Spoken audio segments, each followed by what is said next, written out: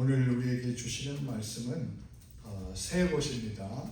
세 곳인데 먼저 이사야 49장 그리고 시편 131편 그 다음에 갈라디아서 4장 말씀 계속해서 봉독하겠습니다. 먼저 이사야서 49장 14절부터 16절까지의 말씀입니다. 이사야서 49장 14절부터 16절입니다. 오직 시온이 이르기를 여호와께서 나를 버리시며 주께서 나를 잊으셨다 하였거니와 여인이 어찌 그 젖먹는 자식을 잊겠으며 자기 태에서 난 아들을 긍휼히 여기지 않겠느냐. 그들은 혹시 잊을지라도 나는 너를 잊지 아니할 것이라. 내가 너를 내 손바닥에 새겼고 너의 성벽이 항상 내 앞에 있나니. 다음은 시편 131편 1절부터 3절까지의 말씀입니다. 여호와여, 내 마음이 교만하지 아니하고 내 눈이 오만하지 아니하며 내가 큰 일과 감당하지 못할 놀라운 일을 하려고 힘쓰지 아니하나이다.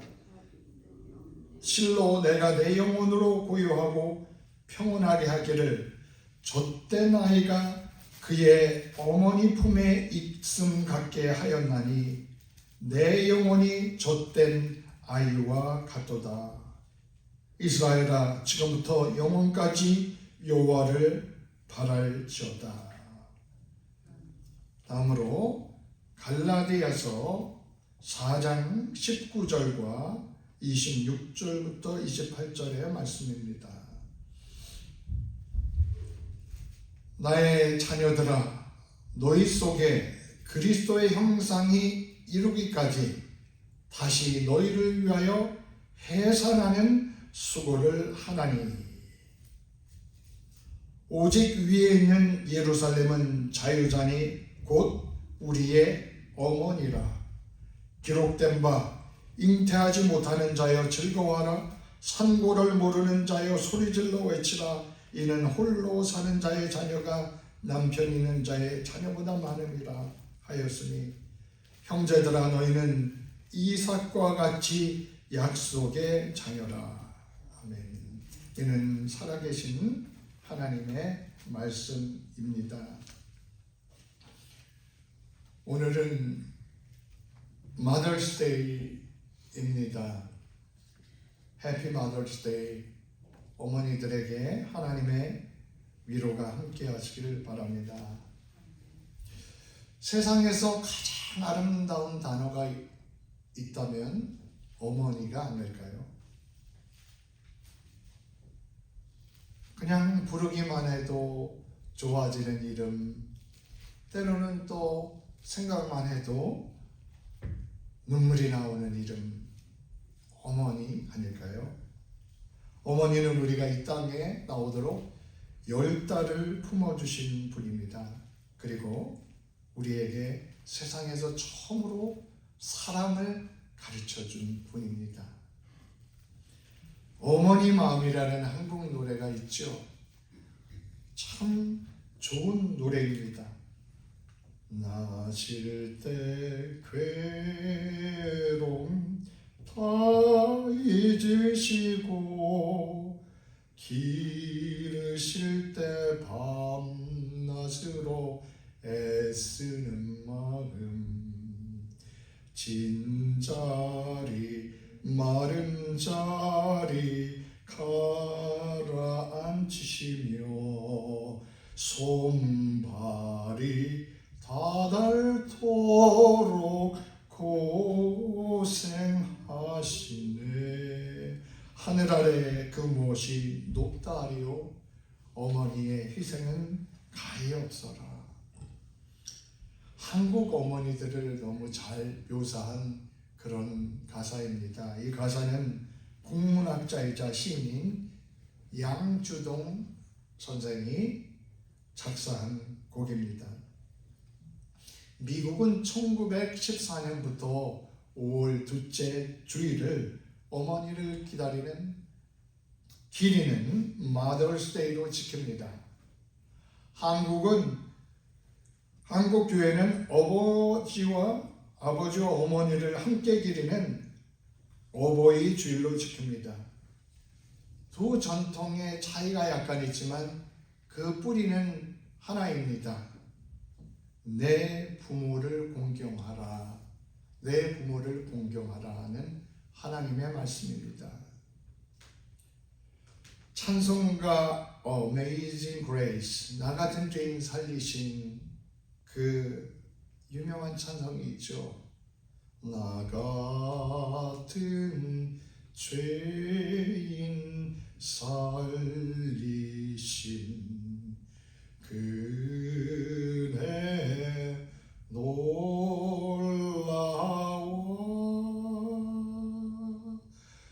잃었던 생명 찾았고.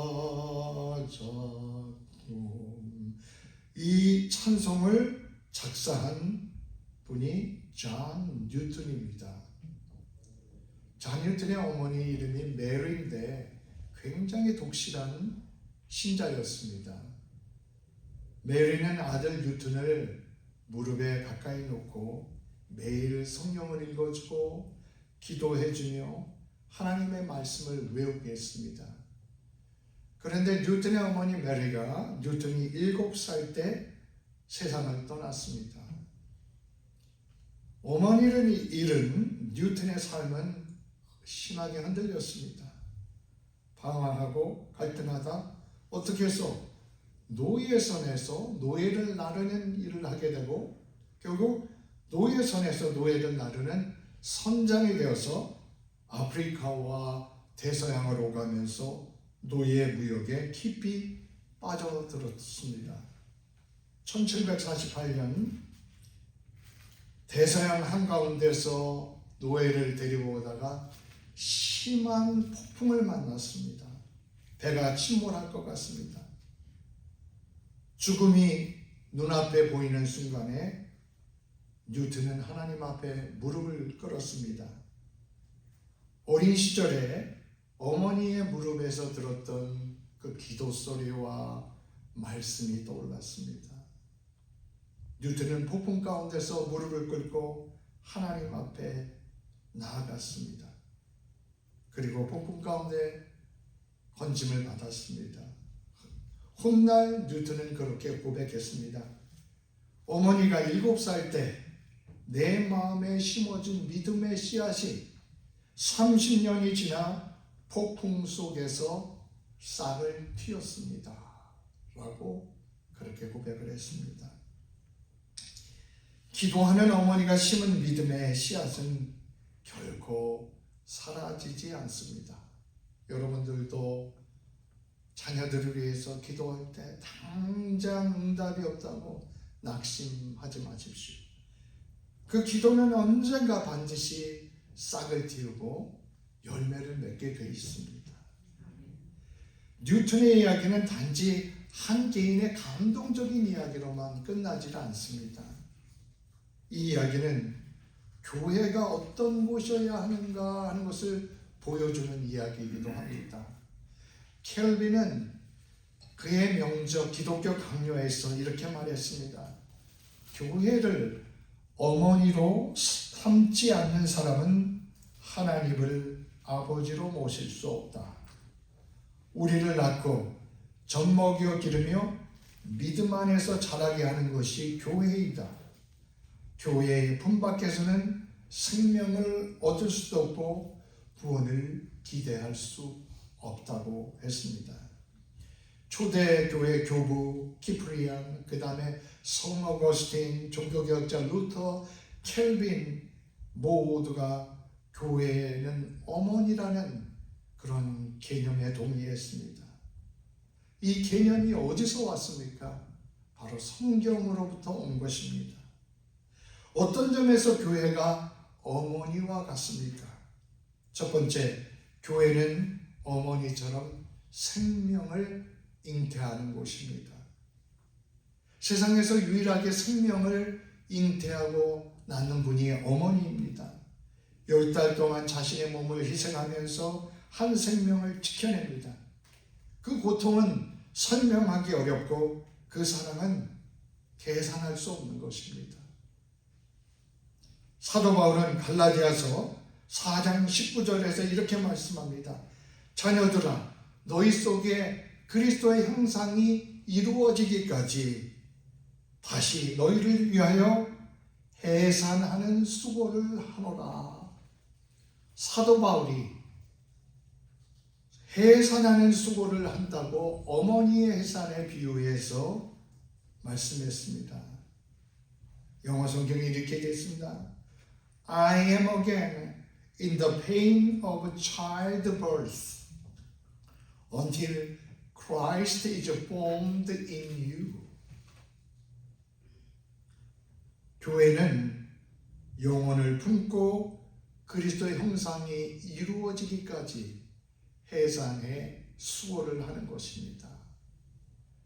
우리 신자들은 새로운 생명을 잉태하기 위해서 해산의 수고를 하는 사람들입니다. 갈라디아서 4장 26절에 바울은 위에 있는 예루살렘은 자유자니 곧 우리의 어머니라 이렇게 말씀합니다. 켈빈은 이 구절을 토대로 교회를 어머니에 비유했습니다. 교회는 은혜로 우리를 낳고 말씀으로 양육하며 믿음 안에서 성장하게 하는 곳입니다. 바울은 갈라디아서 4장 27절에 이사야 말씀을 인용합니다. 잉태하지 못한 자여 기뻐하라. 이 말은 세상에 보이기에는 작고 연약한 교회가 오히려 더 많은 영적인 생명을 낳는다는 그런 말씀인 것입니다. 성경은 생명을 낳는 어머니들의 이야기로 가득합니다. 그 중에 한 명이 사무엘의 어머니 한나이죠. 한나는 아이를 낳지 못하는 고통 가운데서 울부짖으며 성전에서 기도했습니다. 그러면서 아들을 주시면 내가 아들을 바치겠습니다 라고 했습니다. 하나님은 그 눈물의 기도를 들으셨고 아들 사무엘을 주셨습니다. 젖을 뗐을 때 한나는 하나님께 한 약속대로 아들 사무엘을 하나님께 드렸습니다. 그리고 어머니 한나가 하나님 앞에 무릎을 꿇는 순간 이스라엘의 역사가 바뀌게 되었습니다. 모세의 어머니 요게벳도 있습니다. 바로가 그 애굽 땅에서 태어난 모든 이스라엘의 남자아이를 다 죽이라고 했습니다. 그 시절 요게벳은 갓난 아들 모세를 갈대 상자에 담아서 강물에 띄웠습니다. 그것은 포기가 아니었습니다. 하나님, 내 손이 닿을 수 없는 곳까지 이 아이를 지켜주십시오. 그러니까 말할 수 없는 어머니의 기도였던 것입니다.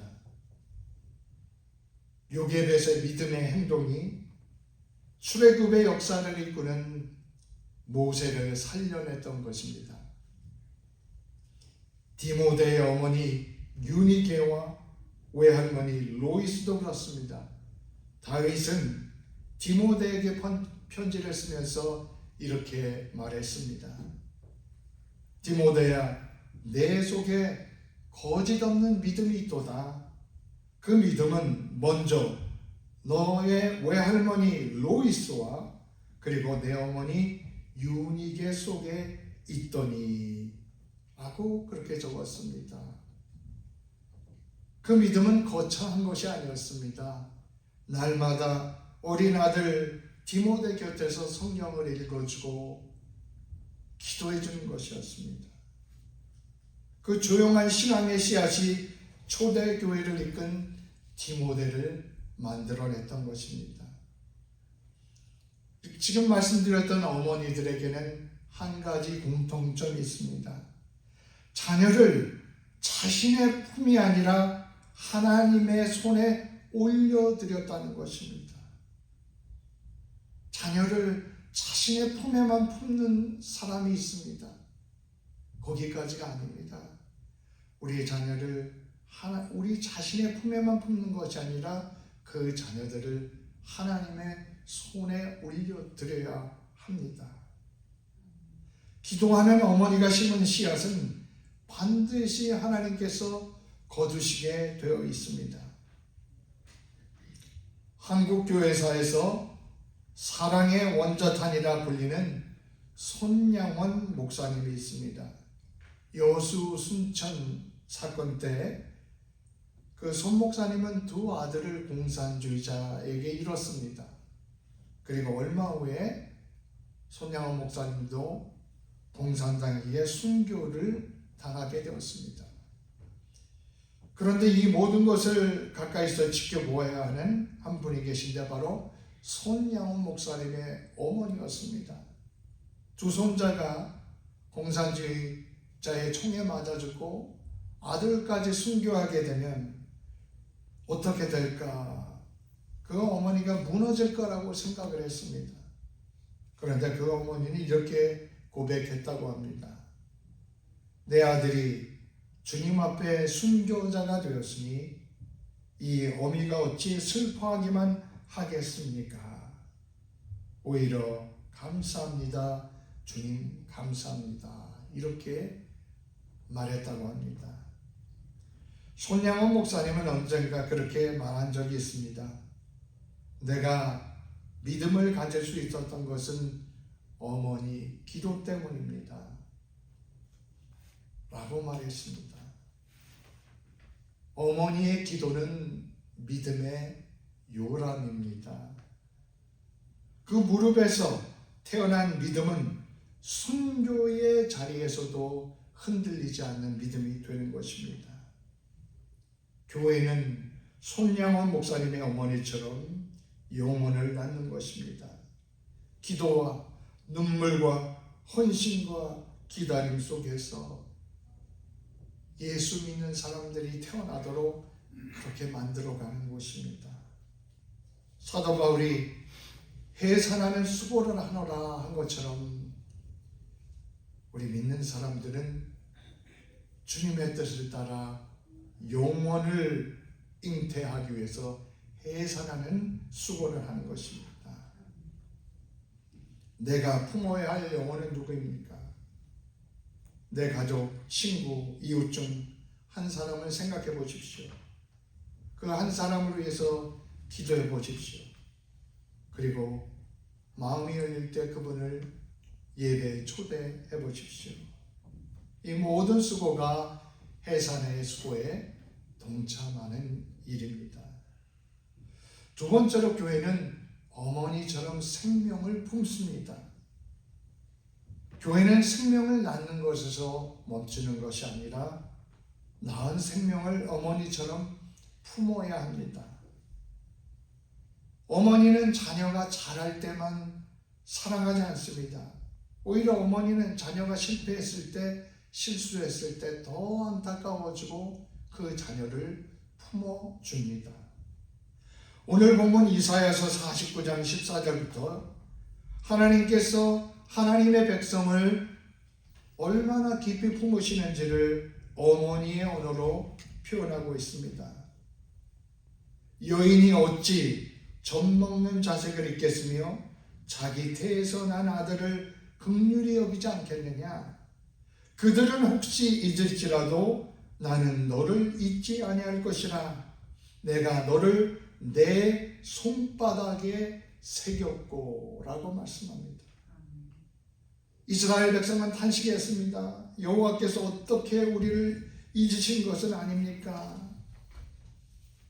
기도해도 응답이 없고 기다려도 변화가 없을 때 우리는 그렇게 고백하게 됩니다. 하나님, 저를 잊으셨습니까? 그런데 그 탄식에 하나님은 놀라운 대답으로 말씀하셨습니다. 여인이 어찌 그 젖먹는 자식을 잊겠으며 자기 태에서 난 아들을 긍휼히 여기지 않겠느냐? 혹시 그 어머니들은 혹시 잊어버릴 수 있을지 몰라도 하나님은 절대로 하나님의 백성을 잊지 않으신다고 말씀하는 것입니다. 어머니조차 자식을 잊어버릴 수 있을지 몰라도 하나님은 손바닥에 그 이름을 새기시고 절대 잊지 않으신다 말씀하는 것입니다. 내가 너를 손바닥에 새겼다. 이 말씀은 지워지지 않도록 완전히 여기 새겼다는 것입니다. 우리가 그런 존재입니다. 시편 131편에 어머니의 품 안에서 우리가 누리는 안식을 이렇게 노래합니다. 실로 내가 내 영혼으로 고요하고 평온하게 하기를 젖된 아이가 그의 어머니 품에서 있음 같게 하였나니 내 영혼이 젖된 아이 같습니다. 젖을 뗐다는 것은 배고파서 우는 아이가 아니라는 것입니다.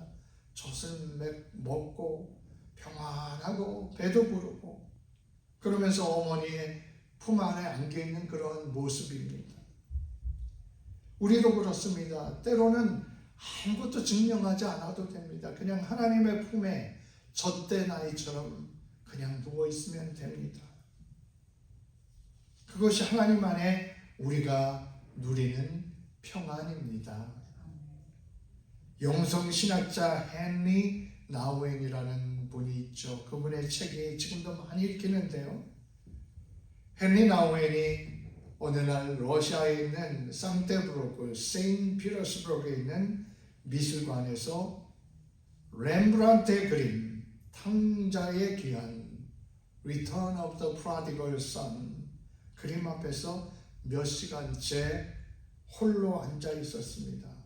왜냐하면 그 그림 속에는 탕자를 안아주는 그 아버지의 손이 있는데 한 손은 두껍고 다른 한 손은 굉장히 가늘게 언밸런스로 그려져 있었습니다.